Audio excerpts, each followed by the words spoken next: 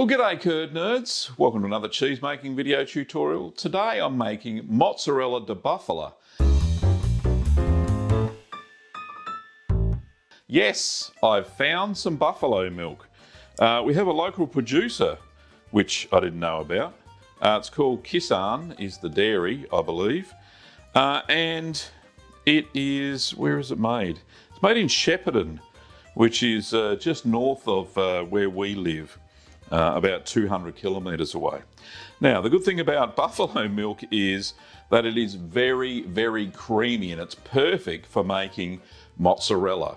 Now, I'm scaling a bigger recipe down to only 4 litres because these cartons cost me $10.99 Australian for 2 litres of milk. Very expensive. Now, the fat content is about 6.2, it says here.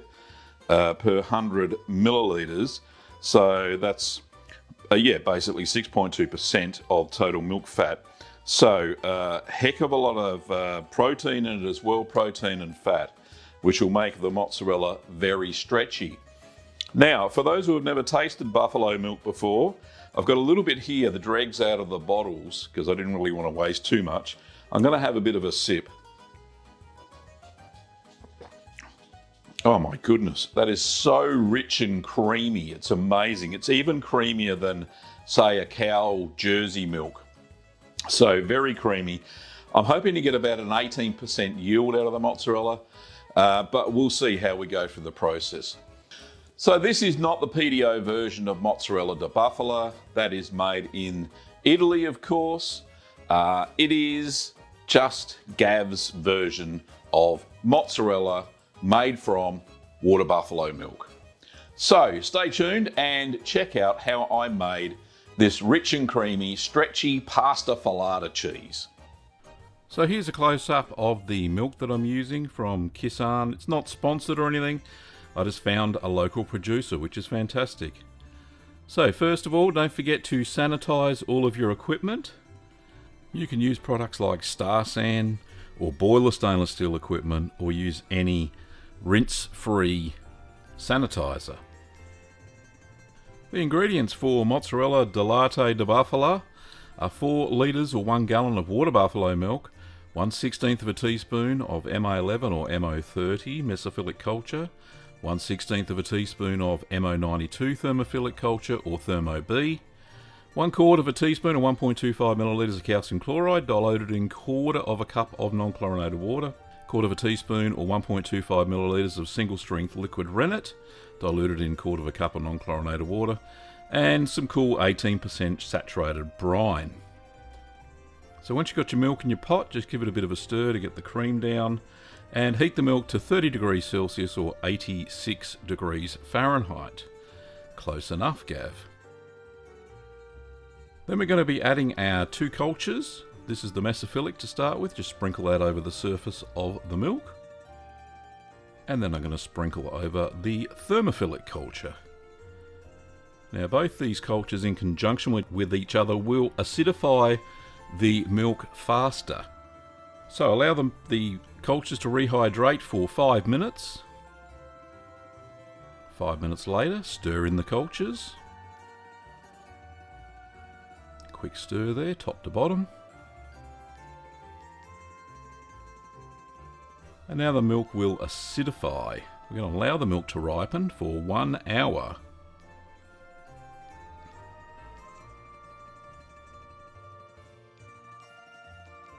So 1 hour later, take the lid off. Give it a bit of a stir to get the cream back in again. Remembering that the buffalo milk was pasteurised unhomogenised. We're now going to add some calcium chloride because of the pasteurisation. It destroyed a little bit of the calcium, prevents the rennet from working properly. So let's put that in there. Now we're going to add the rennet and give that a stir. So stir for no more than 1 minute.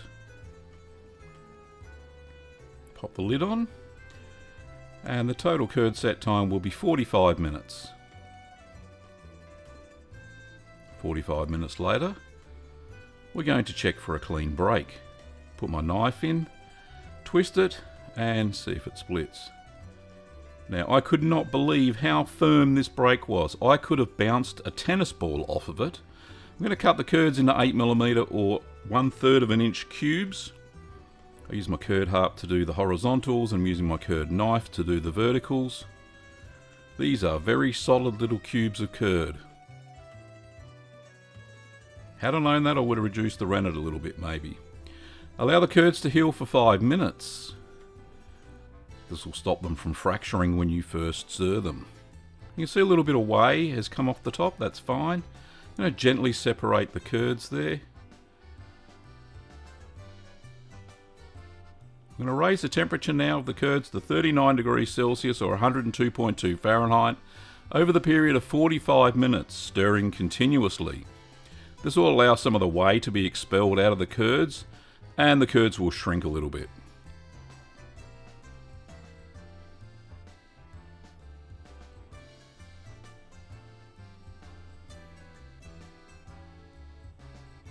So 45 minutes later, the temperature should be 39 degrees Celsius, which it is, or 102.2 Fahrenheit. There we go, perfect. So you can see the curds have shrunk dramatically, which is what they're supposed to do. Now we're going to allow the curds to settle, and we're going to hold the target temperature for 30 minutes. This will increase the acidification of the curds as well. So after the 30 minutes, we're going to remove the heat. I'm taking out my precision cooker there. And the water. Okay. So I'm going to transfer the curds into a cheesecloth lined colander. And I've got a pot underneath that colander because I want to retain the whey. So just pour that in. Look how white the curds are. They're amazing, aren't they? There you go. Get all the little bits out. Just flatten it down a little bit with your hand. And then we're going to drain for 15 minutes. Now you can pop a lid on this if you want to keep any beasties off, like I've done there. Okay, so that's 15 minutes. Now we're going to cut the slab into quarters. It has matted together, and that's perfect. That's what we want. I'm going to pop each of the quarters back into the pot. There we go, just like that. And we're going to put the pot into the sink, and we're just going to pour the warm whey over it and allow 4 hours for it to acidify. Now, pro tip, we can keep the curds warm during this phase and they will acidify quicker. So between 36 and 38 Celsius or 97 to 100 Fahrenheit. I could have put some water back in the sink there. This would have sped up the next process a little bit more. So after that initial acidification, in a large bowl, place a small piece of curds and add hot water about 71 Celsius or 160 Fahrenheit. I let the jug cool down there a little bit, the kettle, sorry, not the jug. And now we're going to test for stretchiness. Now this is if you don't have a pH meter. This is how they used to do it in the olden days before they realised what pH was, or potential hydrogen. So check if the curds will stretch once hot. I'm having a lot of trouble stretching that curd. It doesn't want to stretch. That's how I can tell that the pH is not right. So the acidity will increase with time, so wait another 1 to 2 hours to get a stretch. It keeps breaking. So the target pH, if you've got a meter, is between 5.3 and 5.0. Once you get to that target, then the curds will stretch without any problems at all. So I waited for another hour. Don't forget to put on the heavy duty rubber gloves. This really helps when you're handling the hot curds in the water. So testing again.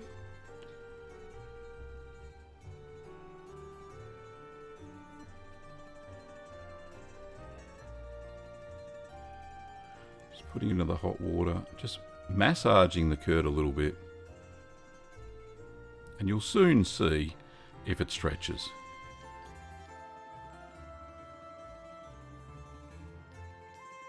So once you think it's hot enough, give it a little bit of a stretch. There you go, look at that, perfect, it's ready. Broke a little bit early, but that's not too bad. Looks great.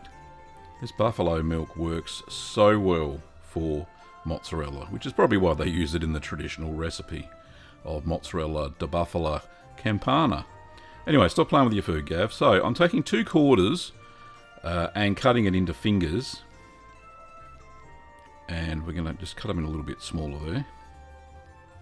There we go. Put some more hot water in. Let that all mush together. And start working your curds. So what you're looking for is the curds will begin to stretch and they will have a shiny and smooth surface, which they do. Now the water's cooled down too much, so I'm going to have to put a little bit more in there. It's not stretching properly. So I tipped out that water, put some more in. There we go, it's about 91. A little bit hot, but not too bad. Let it cool down a little bit. There we go. Right, we've got some stretches. Fantastic.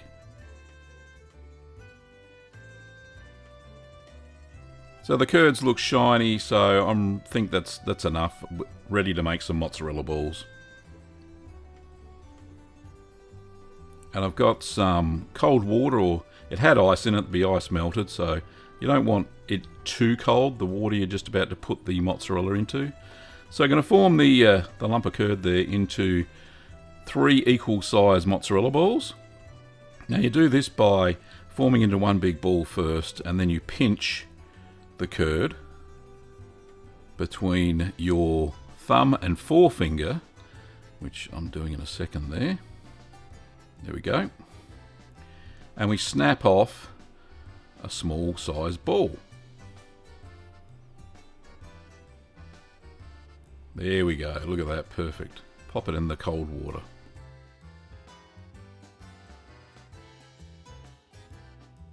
So once we've got them all in the cold water, they stay in there for 15 minutes, no more. Just cools down the surface of the mozzarella. Now we put it in the cold water because if we put them into brine hot, they're going to absorb too much salt too quickly.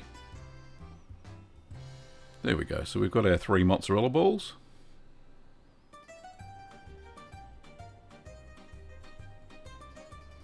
That one's cooled down a little bit too much, but it's still shiny, so that's fine. I just wanted to get it ball shaped. Doesn't really matter if they were ball shaped or not. Now you can make them smaller, and that's bocconcini. Same recipe, just make the balls smaller. So repeat the process for the next 2/4 of the curd. And I'll fast forward through this. Cut them into fingers like you did before. Pour the hot water over the top.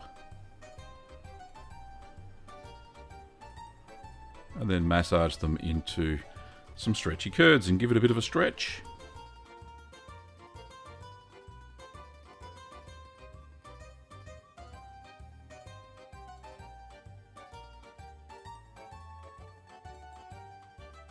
There we go, we got some good stretching going on there.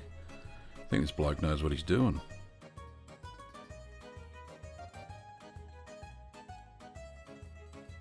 Could be a bit warmer. But yeah, it's definitely shiny. So just stretching a little bit. Just checking the temperature. Yeah, it's dropped down a little bit too much. But there we go. Stretching readily. There you go. He loves it. Okay. So we're going to form the balls now. We've done enough stretching.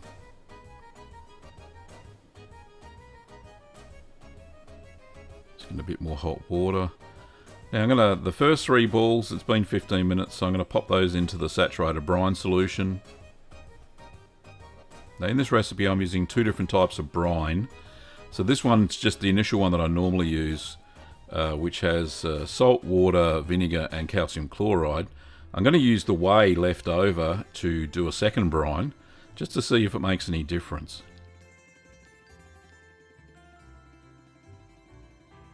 A bit more hot water.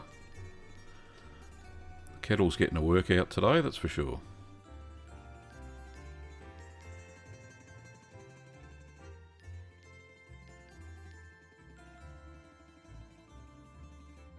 Now I cannot emphasize enough, get some heavy duty rubber gloves or this will be painful. Okay, so curd stretching, I'm just pinching off the balls now. go. Lovely. Pop them into the iced water.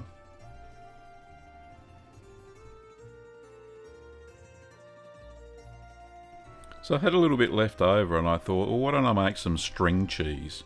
So I'm making a braid of sorts if I can. And yeah, so kind of twisting it together. I'm not very good at braiding. So I'll make it as long as I can and then twist it together. And this way, by twisting, you'll get string cheese. And I'll show you that at the end. Anyway, so there's my attempt at a string cheese. Not very good, but it'll do. And once you've been mucking around with that enough, pop it into the cold water as well. There we go. Tip all that out.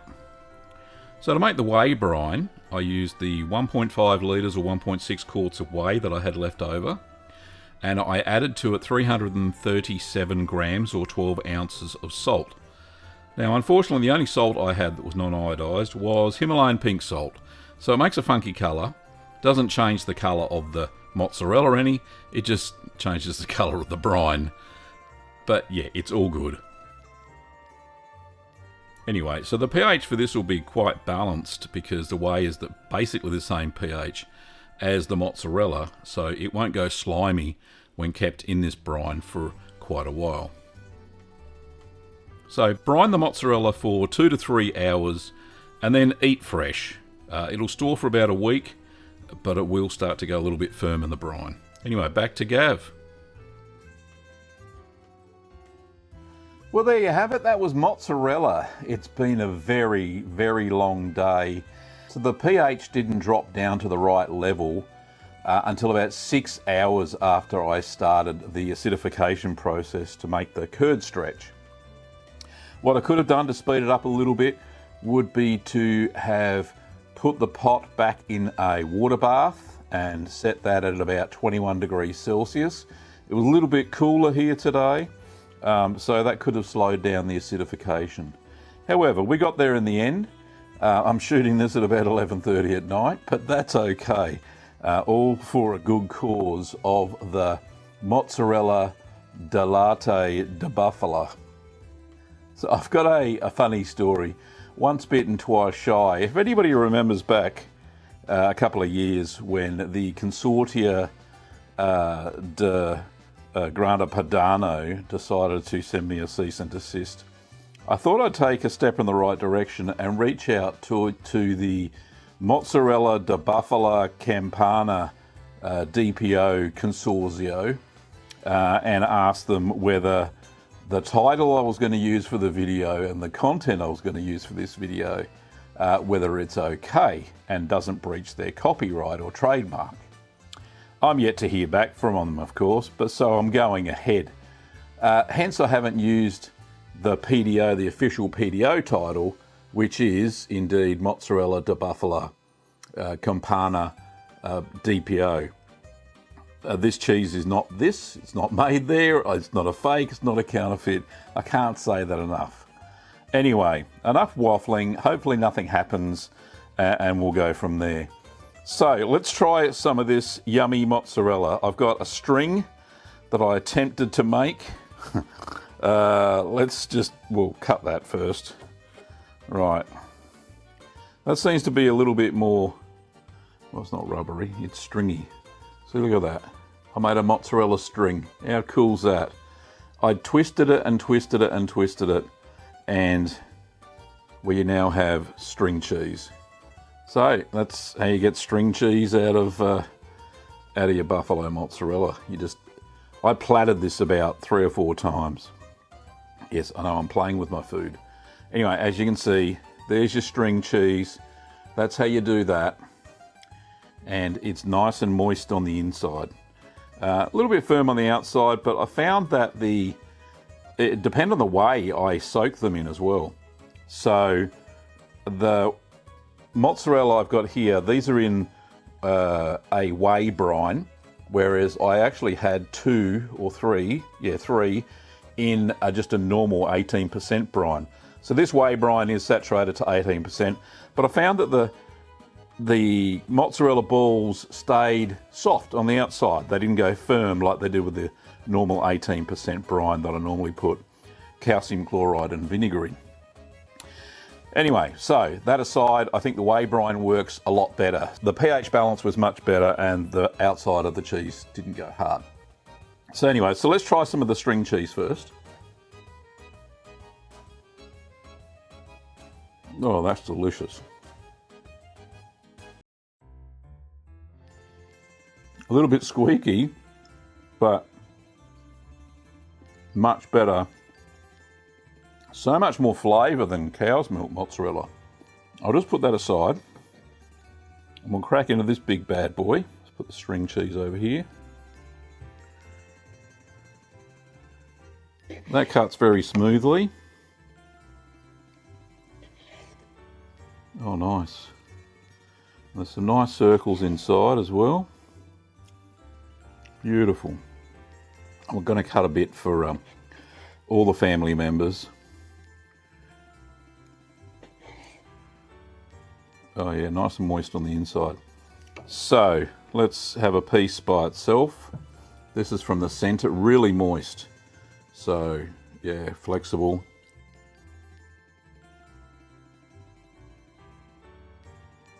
A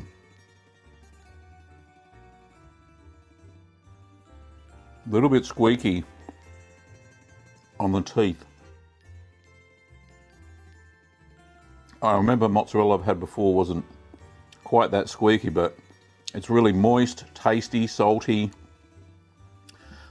Not overly so, but delicious nonetheless. So yeah, really, really good.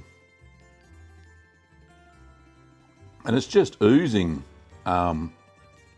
cream and stuff. It's just delicious. That is so good. I think Kim and Ben are going to be very impressed with that. I certainly am. It's delicious. This is going to melt really well too, so I'm going to keep them in brine overnight and then put them in. I'm going to put it in the fridge, in the brine, and that's how I'll store it going forward. It should be eaten as quickly as possible, fresh, for full flavour. It shouldn't get too salty in the brine overnight. So it probably needs a little bit more salt in the middle. But other than that, I'm very, very happy with the Mozzarella di latte di Bufala. So, buffalo milk mozzarella. So there you have it, curd nerds. That's it. If you want to make it, you're going to have to find a source of buffalo milk somewhere near you. The milk that I used was Kisan. I think that's how you pronounce it. And it's a dairy up in Shepparton in Victoria, if you're in that area. For those who aren't, then you may have to seek further afield and have a look if you can get water buffalo milk in your area. Not cheap. $21 for the milk for all this for 4 litres, but we got what, 1, 2, 3, 4, 5 big mozzarella balls and some string cheese. So yeah, I think pretty good value. You wouldn't be able to get it any cheaper than that, that's for sure. So give it a go, curd nerds. Try it out, and if you need to pick up any of the supplies, don't forget you can get the mesophilic and thermophilic cultures, the rennet and the calcium chloride over at littlegreenworkshops.com.au. We ship all over the world. Well, thanks for watching, curd nerds, and I'll see you next time.